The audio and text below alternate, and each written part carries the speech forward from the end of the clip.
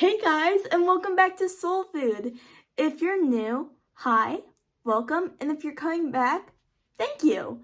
So, if you guys are new, Soul Food is just a bit about making food and reading books and just exploring cultures from all around the world. You guys, if you're returning, already know this, but if you're new, stick around. So, for today, we are contributing another episode to my Book in an Eat program. Now, if you guys don't already know, I'll link to the first video up here, but what I do is I read a book and I make a meal, and I'm currently working through all 196 countries. And today, we are focusing on Andorra. So before we begin the video, I need to go over a couple of things. So I know it's been a while. The reason is because, and I know this is silly, I lost my tripod, but then my mom found it in like 5 seconds while it took me 3 weeks of searching. So deduct what you will from that, but also, I changed the meal we are going to be cooking for today. So before, I want to make the national dish of Andorra, which is escudella. But then a bunch of the ingredients are really hard to find, like bone marrow, as I'll give you an example.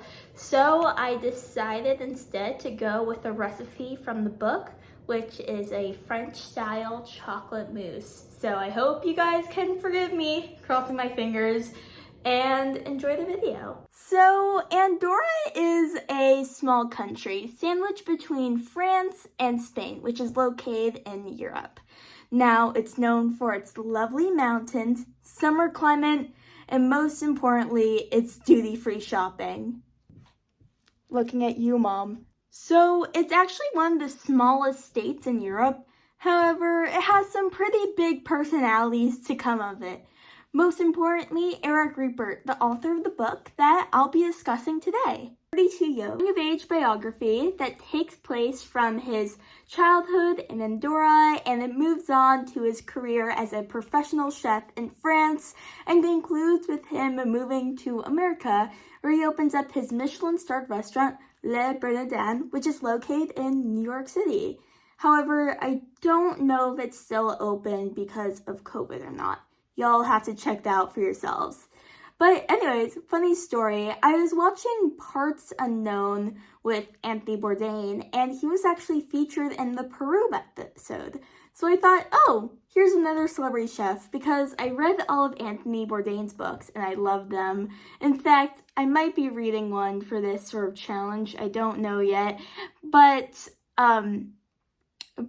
I looked up Eric Riepert's name and this book came out, and I needed a book for Andorra, so it worked out perfectly. But anyways, for this book, Eric Riepert had a very difficult childhood. He has an abusive stepfather. His mother and father are divorced and they're pretty distant from one another. And then it concludes with his father dying while he's at a very young age. So all in all, it's very tragic for him. However, he discovers this mentor, a chef named Jacques, who lives in this small Andorran village. And Jacques really introduces him to the power and the passion of food. And Eric really takes this and makes it the motif of his entire life. So like I said, it's a coming of age story.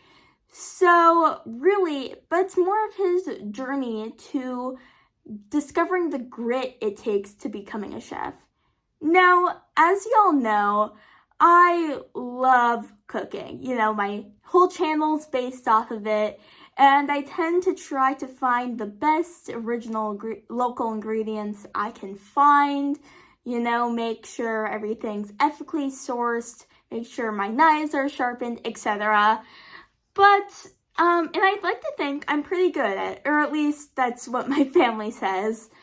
But to be this caliber of a chef, to face the stress, the long hours, the absolute terror and degradation that comes from the head chefs that Eric Riepert and Anthony Bourdain explains in both their autobiographies, passion is required. And not just, the kind of passion where one attributes to a hobby such as knitting, where you pick up knitting, you knit some scarves, you practice, and you share with your family. That's great. That's sort of the kind of passion that I have with food. But this kind of passion takes a strength. It takes blood, sweat, and tears to move towards. And I don't have the desire to do that. I don't have the desire to work 16, 17, 18-hour days while someone's breathing down my neck to repeat dishes until I'm just about to head straight ahead towards my breaking point. That's just not for me. However, thankfully, what I can do is make fun YouTube videos and share them all without having to spill any bodily fluids. And thankfully, I can keep my love for food with it. Overall, this was a very pleasant novel, 32 Yolks was. But it was a bit of a drag with the whole slice of life aspect. I know I'm being unfair because essentially it is a coming of age novel and slice of life is all they really are. But, I'm the criticizer here. It's my YouTube channel. I feel like I can say what I want, right? Right. So next I am going to be making Andorra's national dish, which is the escudella. So like I said earlier, we are making French style chocolate mousse. So for this recipe, you will need around 3.5 ounces of milk chocolate, which you can see here. I prefer to get the baking kind that comes in the little fancy packaging, but I'm sure you can use milk chocolate chips as well. We also have 2 egg yolks, which are slippery and you can't see them, even though I'm trying to tilt them, but you probably know what egg yolks look like anyways. And then we also have 35 milliliters of milk, which is a very small amount. I don't know. I got this online from a random website. It is shockingly hard to find recipes from other countries, even if it's just chocolate mousse, so I'm just going with it. And then we have, I think this is also 100 milliliters of heavy whipping cream. So let's get to it. So our first step is going to be to whisk these lovely egg yolks until they are light and fluffy.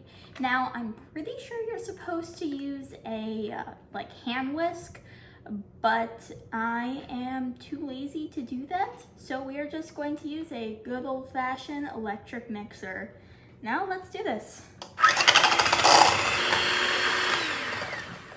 So once it's about this light pale yellow color, they should be just about ready. However, you can always do an extra minute or 2 from that point if you're feeling insecure about your baking. Now we are going to boil the milk, just the milk, not the heavy cream. I tried this one time before with the heavy cream. It did not work, so don't add the heavy cream. So we are going to boil the milk over medium heat. And if you want, for all of those over 21 or over 18, if you're in Europe people, you can add 10 milliliters of Grand Marnier, I think that's what it's called. It's like an orange liquor, and apparently it's good. I've never had it, but if you want an extra kick, feel free to add it. Now we are just waiting for the milk to boil. Our milk is boiled. We are now going to add our egg yolks. So you want to be able to whisk continuously so that these eggs do not cook, because you do not want cooked eggs in your chocolate mousse. At least I hope you don't. I don't know, maybe you do. Now comes the most fun part, in my opinion, which is the bain-marie, or the melting of the chocolate in this contraption right here, which is a saucepan filled with boiling water with a bowl over the boiling water filled with chocolate. Now this is to ensure that the chocolate has a nice smooth melt. So it's definitely a waiting game, but it's also pretty satisfying at the same time. Oh my god, guys, look at how smooth this chocolate looks. Okay, it's incredible. But now we are going to add our egg yolk milk mixture from earlier. You see this? And we're just going to stir it in gently. And I was a bit worried about the egg yolk before, but I'm guessing this is how it's going to cook into this mixture. Oh my God, this looks delicious. I'm so excited to eat this. Okay, I'll come back to you guys once this is fully mixed. So now that we've taken our chocolate mousse mix off heat, we are now going to put it into this ramekin. Now, if you don't have a ramekin, you can just put it in a small bowl of sorts, and ooh, doesn't that look good? I'm excited to see you guys in 6 hours when I finish setting this mousse in the fridge. Okay, so this is the final result after around 6 hours in the fridge. I put some raspberries on it. It's a little bit jiggly, but let's see how it fares out on the final taste test. I love chocolate, so this will be a treat for me. There you go.